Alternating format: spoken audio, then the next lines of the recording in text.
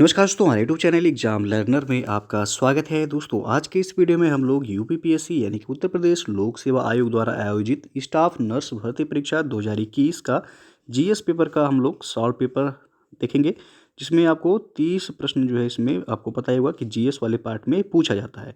तो उन सभी 30 प्रश्नों को हम लोग देखेंगे इस वीडियो में। वीडियो को लाइक शेयर कर दीजिएगा। चैनल पर पहली बार आए हैं तो चैनल को सब्सक्राइब कर लीजिएगा, साथ में बेल आइकन को प्रेस कर लीजिएगा, जिससे आने वाले अगले वीडियो का नोटिफिकेशन आपको पहले मिलता रहे। तो आइए शुरू करते हैं। दोस्तों, अनअकैडमी आपके लिए एक बहुत ही अच्छा जो है ऑफर लेकर के आया है, अनलॉक 20। यदि आप यूपीपीएससी या फिर यूपी ट्रिपल एस सी के किसी भी एग्ज़ाम की तैयारी करना चाहते हैं या अनअकैडमी पे आप सब्सक्रिप्शन लेना चाहते हैं तो आपके लिए बहुत ही अच्छा मौका है। 30 जनवरी और 31 जनवरी तक ही केवल जो है ये ऑफ़र आपका वैलिड रहेगा, जिसमें आपको जो है 20% का डिस्काउंट मिल जाएगा कोई भी सब्सक्रिप्शन लेते हैं तो आप। नीचे इसका डिस्क्रिप्शन में डिटेल दे दिया गया है, वहाँ पे जाके आप चेक कर सकते हैं, या फिर आप अनअकैडमी का लर्निंग ऐप डाउनलोड कर लीजिएगा। डाउनलोड करने के बाद आप लॉगिन करके जो है, यदि आप यूपीपीएससी या फिर यूपी ट्रिपल एस सी किसी भी कोर्स का सब्सक्रिप्शन लेते हैं तो आपको जो है ये 20% का अभी डिस्काउंट आपको मिल जाएगा। और यदि आप हमारा रेफरल कोड यूज करेंगे एग्जाम लर्नर तो आपको 10% का डिस्काउंट मिल जाएगा, या फिर आप यूपी एग्जाम 10 भी कोड यूज कर सकते हैं तो भी आपको जो है ऑफर मिल जाएगा। नीचे आपको डिटेल्स दे दिया गया है, वहाँ से जाके आप चेक कर सकते हैं। और दोस्तों, अनअकैडमी पे जो है विजेता UPPSC prelims GS paper first का जो है टेस्ट सीरीज कराया जा रहा है, और इसमें आपको फुल मार्क्स जो है ये 200 का होगा, और टाइम ड्यूरेशन जो है 2 आवर्स है। और इसमें फर्स्ट रैंक आने वाले जो है कैंडिडेट को जो है 100% स्कॉलरशिप दिया जाएगा, जो कि 1 ईयर का जो है आपका रहेगा प्लस सब्सक्रिप्शन। सेकेंड और थर्ड रैंक वालों को 50% स्कॉलरशिप जो है दिया जाएगा, और फोर्थ से लेके 25 रैंक तक जो है 25% का स्कॉलरशिप जो है दिया जाएगा, वो भी 1 ईयर के सब्सक्रिप्शन पर। तो लैंग्वेज जो है, टेस्ट का लैंग्वेज दोनों जो है मीडियम में होगा, इंग्लिश और हिंदी। तो इसे आप लोग जो है ज्वाइन कर सकते हैं। नीचे डिस्क्रिप्शन में इसका लिंक दे दिया गया है, वहाँ से जाके जो है आप चेक कर सकते हैं। और यदि आप अनअकैडमी पे किसी भी कोर्स का सब्सक्रिप्शन लेना चाहते हैं तो हमारा रेफरल कोड यूज कीजिएगा एग्जाम लर्नर, जिससे आपको 10% का वहाँ पे डिस्काउंट भी मिल जाएगा। तो ये रेफरल कोड आप सब्सक्रिप्शन लेते टाइम यूज ज़रूर कीजिएगा। तो दोस्तों, आप देख सकते हैं पहला जो प्रश्न इसमें पूछा गया था कि पीएम कुसुम योजना उद्देश्यों के संदर्भ में कौन सा कथन सही है। तो पहला इसमें दिया गया है कि कृषि क्षेत्र को गैर डीजल और सिंचाई के विश्वसनीय स्रोत उपलब्ध कराकर किसानों की आय में वृद्धि करने से, और दूसरा है डीजल और केरोसिन पर किसानों की निर्भरता को दूर करना और पंप सेटों को सौर ऊर्जा से जोड़ना। तो दोनों ही सही है, आपसे सही कथन पूछा गया था। तो यहाँ पे सी ऑप्शन सही होगा, 1 और 2 दोनों सही हैं। दूसरा प्रश्न जो पूछा गया है, टोक्यो ओलंपिक 2020 के निम्नलिखित खेलों में से किसमें नीरज चोपड़ा ने स्वर्ण पदक जीता था। तो यहाँ पे पहला ही ऑप्शन सही होगा, भाला प्रक्षेपण में नीरज चोपड़ा के द्वारा जो है टोक्यो ओलंपिक 2020 में स्वर्ण पदक जीता गया था। भारत ने कुल 7 पदक जीते थे टोक्यो ओलंपिक 2020 में। तीसरा प्रश्न है, निम्नलिखित पर विचार कीजिए। पहला है एट्रोजिन, दूसरा है ब्यूटाक्लोर, तीसरा है पैराक्वाट और चौथा है एलाक्लोर। तो उपरोक्त में से कौन सा खरपतवारनाशी के रूप में प्रयोग होता है। नीचे दिए गए कोड से सही उत्तर का चयन कीजिए। तो इन सभी का खरपतवारनाशी के रूप में प्रयोग किया जाता है, तो इसलिए डी ऑप्शन सही होगा, उपरोक्त सभी। चौथा जो प्रश्न है आपका, निम्नलिखित घटनाओं को सही कालानुक्रम में नीचे दिए गए कोड से व्यवस्थित कीजिए। पहला दिया गया है गांधी इरविन समझौता, जो कि 5 मार्च 1931 को यह समझौता हुआ था। दूसरा है कैबिनेट मिशन, तो कैबिनेट मिशन ये 24 मार्च 1946 को जो है इसका भारत आगमन हुआ। जलियांवाला बाग नरसंहार, तो ये आपका 1919 13 अप्रैल 1919 को हुआ था। भारत छोड़ो आंदोलन की शुरुआत 8 अगस्त 1942 को हुआ था। तो कालानुक्रम में व्यवस्थित करना है, यहाँ पे सी ऑप्शन सही होगा, 3 1 4 2। पांचवा प्रश्न है, निम्नलिखित घटनाओं पर विचार कीजिए तथा इन्हें सही कालानुक्रम में व्यवस्थित कीजिए। तो सबसे पहला है प्रारूप समिति की नियुक्ति। तो इसकी नियुक्ति जो है आपका दिसंबर 1946 में हुआ था, और इसके अध्यक्ष थे डॉक्टर भीमराव अंबेडकर। सदस्यों में देखा जाए तो एन.जी. अयंगर थे, बी.एल. मित्रा थे, के.एम. मुंशी, डी.पी. खेतान, कृष्ण स्वामी अयंगर और सैयद मोहम्मद सादुल्लाह थे। बाद में BL मित्रा के स्थान पर N माधवराज और DP खेतान के स्थान पर TT कृष्णमाचारी सदस्य बनाए गए थे। दूसरा है इसमें भारतीय संविधान पारित हुआ। तो 1 जुलाई 1946 को भारतीय संविधान पारित हुआ था और दिसंबर 1946 में जो है प्रारूप समिति की नियुक्ति हुई थी। उसके बाद तीसरा है भारतीय संविधान के लागू होने की तिथि। लागू हुआ था 26 जनवरी 1950 को भारतीय संविधान लागू हुआ था। संविधान सभा की पहली बैठक जो हुई थी वह 9 दिसंबर 1946 को संविधान सभा की पहली बैठक हुई थी। तो कालानुक्रम में आपको व्यवस्थित करना है। इसमें चौथा ऑप्शन सही होगा, 4, 1, 2 और 3। छठवां प्रश्न है, राज्यों के लिंगानुपात के बारे में निम्नलिखित में से कौन एक युग्म सही सुमेलित नहीं है। एक तरफ राज्य है और दूसरी तरफ दिया गया है लिंगानुपात, तो कौन सा सुमेलित नहीं है वो बताना है। ये ऑप्शन में है उत्तर प्रदेश का लिंगानुपात 912 है, बिल्कुल सही है। महाराष्ट्र का लिंगानुपात 900 नहीं है, 925 है। और बिहार का लिंगानुपात 918 है। पश्चिम बंगाल का लिंगानुपात जो है 950 है। सर्वाधिक लिंगानुपात जो है केरल राज्य का है, 1084।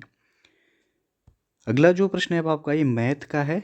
यहाँ पे आप देख सकते हैं इसका जो सही आंसर होगा डी ऑप्शन 36 सही हो जाएगा। आठवां प्रश्न है, किम्बरले पठार निम्नलिखित में से किस देश में स्थित है।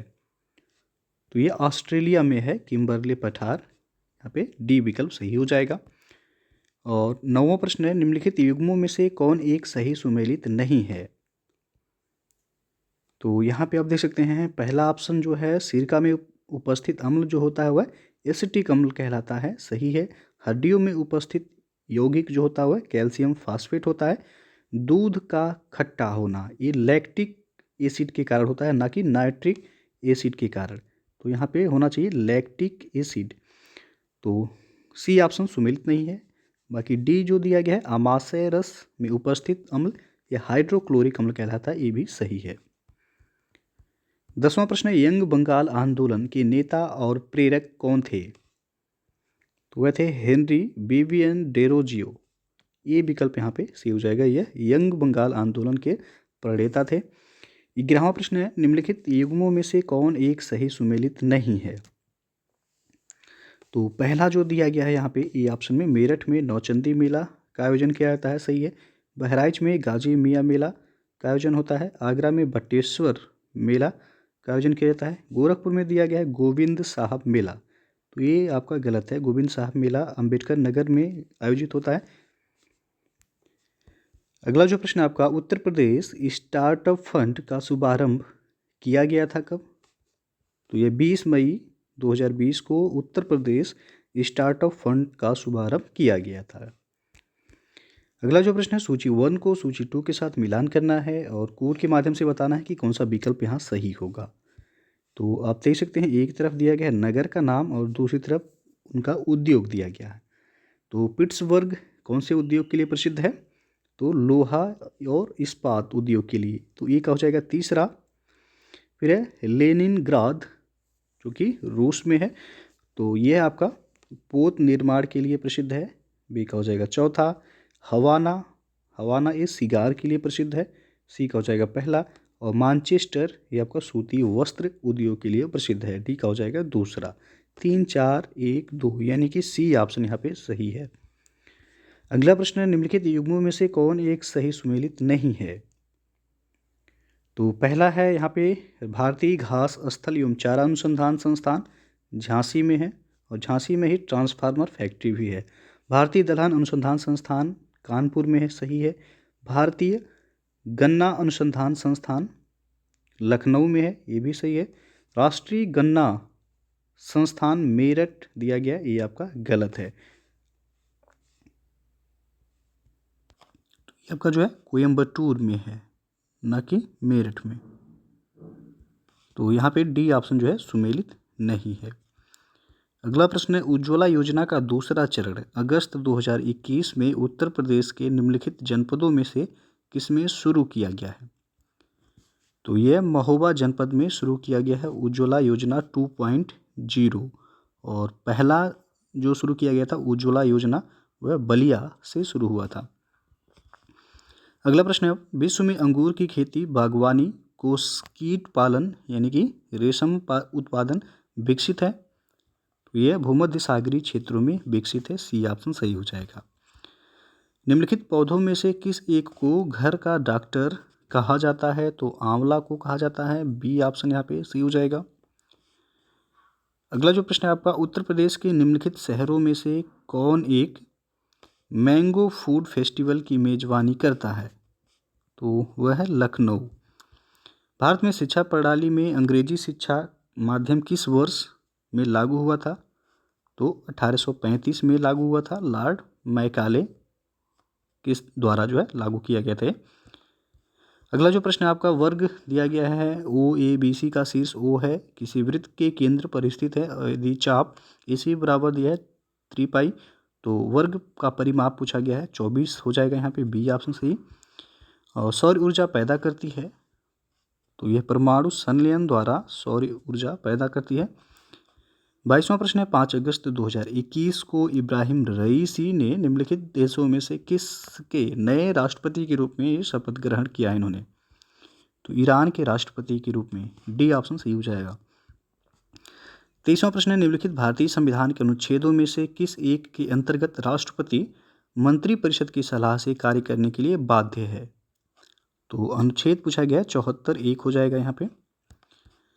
और 24वां प्रश्न है जो है, इसका सही जो आंसर है 4 आएगा यहाँ पे। मैथ का क्वेश्चन है। अगला प्रश्न है, संघ लोक सेवा आयोग की एक सदस्य को हटाए जाने के संदर्भ में निम्नलिखित में से कौन सा कथन सही है? तो यहाँ पे जो है आप देख सकते हैं, पहला जो दिया गया है, संघ लोक सेवा आयोग के एक सदस्य को अपने पद से कदाचार के आधार पर राष्ट्रपति के आदेश से हटाया जा सकता है। सही है। दूसरा है कि संघ लोक सेवा आयोग के एक सदस्य को ऐसे हटाए जाने के लिए राष्ट्रपति द्वारा सर्वोच्च न्यायालय को विधिक प्रक्रिया द्वारा जांच किए जाने के निर्देश एवं ऐसे निर्देश पर उसका प्रतिवेदन प्राप्त होना आवश्यक होता है। तो दोनों ही कथन सही है। तो आपका ऑप्शन सी जो है यहाँ पे सही हो जाएगा, दोनों ही, 1 और 2। 26वां प्रश्न है, उत्तर प्रदेश में कृषक समृद्धि आयोग का गठन हुआ था कब? तो 2017 में कृषक समृद्धि आयोग का गठन हुआ था उत्तर प्रदेश में। 27वां प्रश्न है, निम्नलिखित में से कौन एक सही सुमेलित नहीं है? तो यहाँ पे आप देख सकते हैं, एक तरफ ग्रंथ है, दूसरी तरफ उनके लेखक दिए गए हैं। तो फतवा ए जहांदारी ए जियाउद्दीन बर्नी का है, सही है। खजैनुल फुतूह अमीर हसन दिहलवी दिया गया है, गलत है। फुतूह उस सलातीन इसामी का है। तारीख़ मुबारक शाही ये याहिया बिन अहमद सरहिंदी का है। 28वां प्रश्न, भारत में नीली क्रांति संबंधित है। तो नीली क्रांति यह मछली उत्पादन से संबंधित है। अगला जो प्रश्न है आपका, केंद्रीय बजट 2021-22 के आधार पर निम्नलिखित मदों पर व्यय के बढ़ते क्रम में व्यवस्थित कीजिए। पहला है करों एवं शुल्कों में राज्यों का हिस्सा, दूसरा है आर्थिक सहायता, तीसरा है ब्याज अदायगी, चौथा है रक्षा। तो नीचे दिए गए कूट से सही उत्तर का चयन कीजिए। तो सबसे ज़्यादा जो व्यय किया गया था वर्ष 2021-22 के केंद्रीय बजट में, तो ब्याज अदायगी पर, उसके बाद करों एवं शुल्कों में राज्यों के हिस्सा, और फिर जो है आपका आर्थिक सहायता, और लास्ट में जो है रक्षा। तो सी ऑप्शन सही हो जाएगा यहाँ पे। और अंतिम प्रश्न है, टोक्यो ओलंपिक 2020 में भारत द्वारा जीते गए पदकों का सही क्रम क्या है? तो आपको पता होगा, स्वर्ण पदक भारत के द्वारा जो है 1 जीता गया था नीरज चोपड़ा के द्वारा, वो भी भाला फेंक जो है श्रेणी में, खेल में। और उसके बाद 2 रजत पदक जीते गए थे भारत के द्वारा, 4 कांस्य पदक। टोटल जो पदक जीते गए थे भारत के द्वारा टोक्यो ओलंपिक 2020 में 7 पदक जीते गए थे। तो बी ऑप्शन यहाँ पे सही हो जाएगा आपका। तो दोस्तों, ये था आपका उत्तर प्रदेश लोक सेवा आयोग द्वारा आयोजित स्टाफ नर्स भर्ती परीक्षा का जीएस का शॉर्ट पेपर, जिसमें 30 प्रश्न जो है पूछा जाता है। तो वीडियो यदि अच्छा लगा हो लाइक शेयर कर दीजिएगा। चैनल को सब्सक्राइब नहीं किए हैं तो चैनल को सब्सक्राइब कर लीजिएगा, साथ में बेल आइकन को प्रेस कर लीजिएगा, जिससे आने वाले अगले वीडियो का नोटिफिकेशन आपको पहले मिलता रहे। तो वीडियो को पूरा देखने के लिए बहुत बहुत धन्यवाद।